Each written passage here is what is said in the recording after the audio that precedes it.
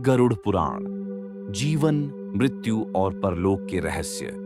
क्या आपने कभी सोचा है कि मृत्यु के बाद क्या होता है? आत्मा कहाँ जाती है?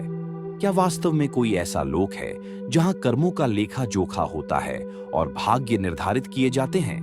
कल्पना कीजिए, आपकी अंतिम सांस निकल चुकी है, आपकी चेतना शरीर से अलग हो रही है, आप ऊपर से देख रहे हैं कि आपके प्रियजन शोक मना रहे हैं, लेकिन तभी एक अदृश्य शक्ति आपको एक सुरंग में खींचने लगती है, प्रकाश या अंधकार की ओर। आप खुद को एक ऐसी जगह पाते हैं जो समय से परे है, जहां दिव्य शक्तियां, न्याय और कर्म के सिद्धांत काम करते हैं।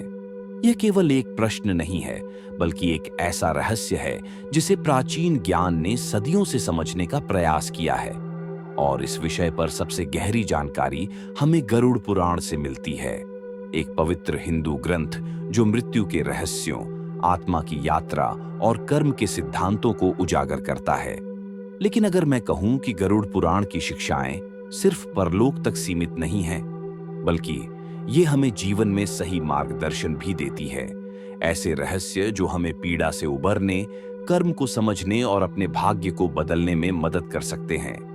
इस वीडियो में हम गरुड़ पुराण के गूढ़ ज्ञान को समझने वाले हैं।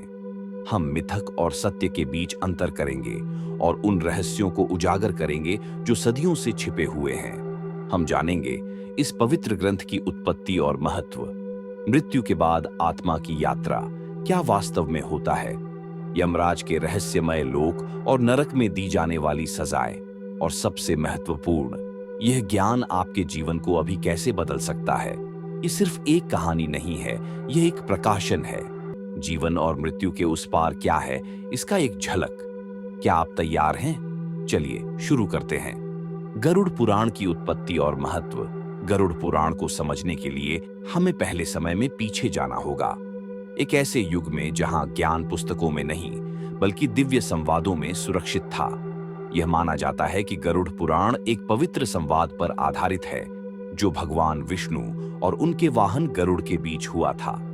गरुड़, जो स्वयं एक दिव्य पक्षी और विष्णु के परम भक्त हैं, ने भगवान से जीवन और मृत्यु के रहस्यों के बारे में प्रश्न पूछे। जवाब में विष्णु ने वह ज्ञान प्रकट किया जो हर जीव के भाग्य को नियंत्रित करता है। यह ग्रंथ वैष्णव परंपरा से जुड़ा है और 18 महापुराणों में से एक है। जहां अन्य पुराण सृष्टि की उत्पत्ति और देवताओं की कथाओं पर केंद्रित हैं, वहीं गरुड़ पुराण अद्वितीय है, क्योंकि यह मृत्यु, कर्म और आत्मा के परलोक यात्रा पर विस्तृत जानकारी देता है। लेकिन गरुड़ को यह ज्ञान क्यों दिया गया? क्योंकि गरुड़ सिर्फ एक पक्षी नहीं है, वे तीनों लोकों के साक्षी हैं। उनका उड़ान आत्मा की यात्रा का प्रतीक है। या तो यह मोक्ष की ओर बढ़ती है, या अपने कर्मों के बोझ से अंधकार में गिरती है। आत्मा की अमरता और पुनर्जन्म हिंदू धर्म में मृत्यु अंत नहीं है, बल्कि यह एक संक्रमण है, एक द्वार जो एक जीवन से दूसरे जीवन की ओर ले जाता है। गरुड़ पुराण बताता है कि आत्मा नहीं मरती, यह सिर्फ शरीर को त्याग कर आगे बढ़ती है, अपने कर्मों का बोझ साथ लेकर। यह सनातन धर्म के मुख्य सिद्धांतों से जुड़ा है, जो बताता है कि जीवन एक चक्र है जिसमें जन्म, मृत्यु, पुनर्जन्म लगातार चलते रहते हैं। लेकिन यह पुनर्जन्म कैसा होगा? कर्म के आधार पर। हर कार्य, हर विचार, हर निर्णय आत्मा पर एक छाप छोड़ता है। जैसे बीज बोया जाता है और समय के साथ फल देता है, वैसे ही हमारे कर्म अगले जन्म का निर्धारण करते हैं। यहीं पर गरुड़ पुराण हमें एक गहरी यात्रा पर ले जाता है, एक यात्रा जो हमें यमराज के लोक तक पहुंचाती है, जहां आत्मा का न्याय किया जाता है। मृत्यु के बाद आत्मा की यात्रा। गरुड़ पुराण बताता है कि जैसे ही किसी व्यक्ति की मृत्यु होती है, आत्मा शरीर से अलग हो जाती है।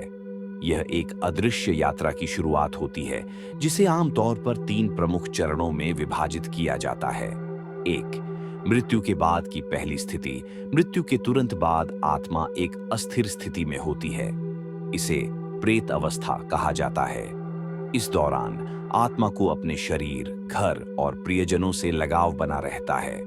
गरुड़ पुराण कहता है कि जब किसी की मृत्यु होती है, तो आत्मा कुछ समय तक अपने आसपास के वातावरण को देख सकती है, सुन सकती है और महसूस कर सकती है, लेकिन वह किसी से संवाद नहीं कर सकती। लेकिन फिर अचानक 2 दूत प्रकट होते हैं। यमदूत। 2. यमलोक की यात्रा। यमदूत आत्मा को पकड़कर यमराज के दरबार की ओर ले जाते हैं। इस यात्रा को सुषुमार मार्ग कहा जाता है और ये 13 दिनों तक चलती है। गरुड़ पुराण इस यात्रा को अत्यंत कष्टदायक बताता है। यह मार्ग अत्यंत अंधकारमय, कांटों से भरा हुआ और भयावह जीवों से भरा होता है। इस दौरान आत्मा को अपने पिछले जीवन के कर्मों का एहसास होता है। 3. यमराज का दरबार और कर्मों का न्याय। आत्मा यमलोक पहुंचती है और यमराज के समक्ष प्रस्तुत होती है। यहाँ चित्रगुप्त के लेखा जोखा के अनुसार आत्मा का फैसला होता है।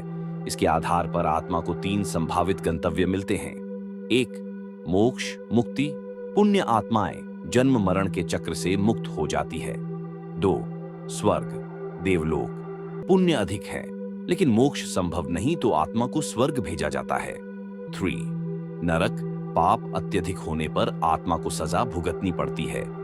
गरुड़ पुराण से मिलने वाली महत्वपूर्ण शिक्षाएं। सत्य और धर्म का पालन करें, दान और सेवा करें, अच्छे विचार रखें और अपने मन को नियंत्रित करें। मृत्यु से डरने की बजाय जीवन को सार्थक बनाएं। अंत समय में भगवान का स्मरण करें। निष्कर्ष, क्या गरुड़ पुराण सिर्फ एक मिथक है या एक सच्चाई? आधुनिक विज्ञान भी मानता है कि ऊर्जा या चेतना नष्ट नहीं होती बल्कि रूप बदलती है। कई लोग नियर डेथ एक्सपीरियंस NDE का अनुभव कर चुके हैं, जहां उन्होंने मृत्यु के बाद सुरंग, प्रकाश और अन्य लोगों के दर्शन किए हैं जो कि गरुड़ पुराण के वर्णनों से मेल खाते हैं। तो अगली बार जब आप कोई निर्णय लें, कोई कर्म करें, सोचिए कि यह केवल इसी जीवन तक सीमित नहीं है बल्कि आपकी आत्मा की अनंत यात्रा का हिस्सा है। आपका अगला कदम क्या होगा? इस वीडियो को लाइक करें, शेयर करें और हमारे चैनल को सब्सक्राइब करें ताकि ऐसे ही और भी रहस्यमय विषयों पर वीडियो आते रहें।